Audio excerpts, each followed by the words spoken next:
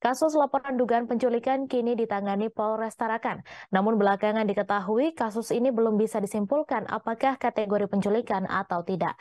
Karena informasi diterima Polres Tarakan, orang yang dilaporkan mengalami penculikan dan laporannya dimasukkan pada Minggu 2 April kemarin justru dilaporkan sudah sempat kembali pada Senin 3 April pagi lalu pergi lagi dari rumah. Informasi selengkapnya akan disampaikan langsung oleh wartawan Tribun Kaltara Andi Pausiah yang kini sudah terhubung bersama kami. Silakan rekan Andi. Ya, baik rekan, selamat siang Tribuners, bersama saya Andi, melaporkan dari Kota Tarakan, Provinsi Kalimantan Utara. Ya benar, kasus laporan dugaan penculikan kini ditangani oleh Polres Tarakan. Namun belakangan diketahui kasus ini belum bisa disimpulkan apakah kategori penculikan atau tidak. Karena informasi diterima Polres Tarakan, orang yang dilaporkan mengalami penculikan yang dimana laporannya dimasukkan pada hari Minggu tanggal 2 April 2023, kemarin justru dilaporkan sudah sempat kembali ke keesokan harinya atau pagi harinya, namun kembali lagi pergi dari rumah. Kapolres Tarakan AKBP Ronaldo Maradona TPP Sirgar mengatakan dalam rilis pers kasus ini, ia ingin meluruskan informasi yang sudah sempat beredar. Ia melaksanakan rilis pers pada hari Senin tanggal 3 April 2023 siang kemarin sekitar pukul 14.00 WITA. Dikatakan Kapolres Tarakan, informasi awalnya berasal dari rekan media. Selanjutnya, setelah menelusuri informasi itu, akhirnya berhasil mendapat orang yang memberikan informasi bahwa ada orang diculik dan meminta tolong ke admin media sosial untuk diviralkan agar bisa ditindak kepolisian. Dalam pesan singkatnya beredar di medsos, ada kata-kata meminta diviralkan dan bahasanya mengarah pada adanya keterlibatan oknum instansi, dan setelah itu malah mendapatkan laporan tersebut, Kapolres Tarakan langsung melaksanakan apel untuk menelusuri kasus ini, mengingat laporan apapun masuk dalam bentuk dugaan penculikan harus segera ditindaklanjuti karena belakangan ini kasus penculikan marak pemberitaannya.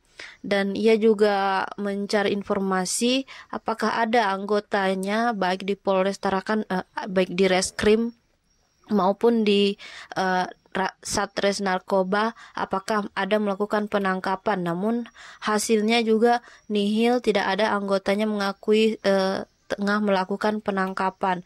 Dan ia juga menyampaikan bahwa prosedur pada saat melakukan upaya paksa itu ada aturannya.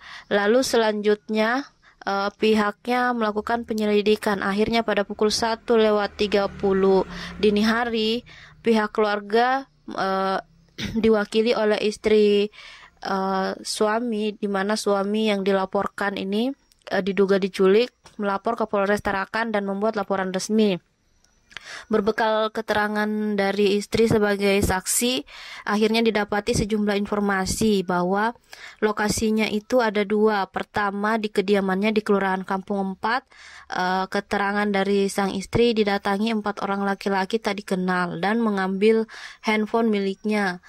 Kemudian di lokasi kedua adalah di tempat sang suami diduga dijemput paksa dan yang disebut oleh sang istri disebut sebagai diduga penculikan.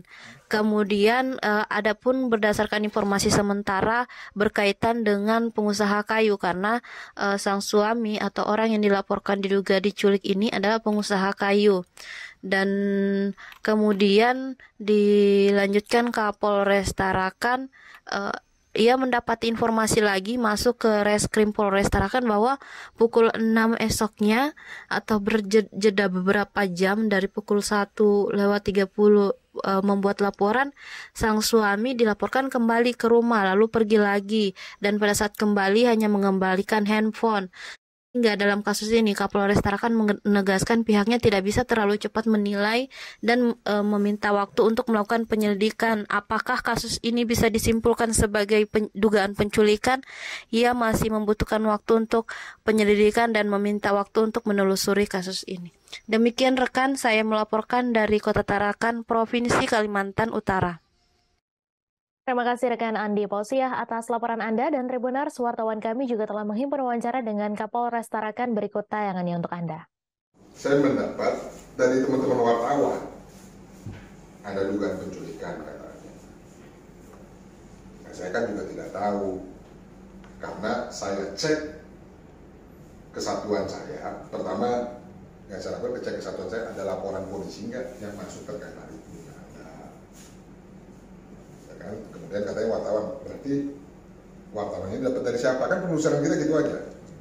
Kemudian dapatlah orangnya ini yang bertanya, yang menanyakan kepada wartawan yang minta diviralkan. Kemudian malamnya itu saya apelkan anggota piket untuk menelusuri ini. Karena begini, beberapa waktu lalu kita dapat viral soal penculikan anak, ingat? Sekarang ada lagi penculikan, garis miring tulisannya itu, penangkapan oleh petugas tanpa menunjukkan apalan gitu, tanpa identitas atau apa bunyinya kan. Nah, ya saya tindak lanjuti. Kemudian saya perintahkan jajaran saya untuk mengecek. Jadi kita bertanya ke satuan-satuan lain. Ya kan, di sini kan banyak. Terima kasih sudah nonton. Jangan lupa like, subscribe, dan share ya.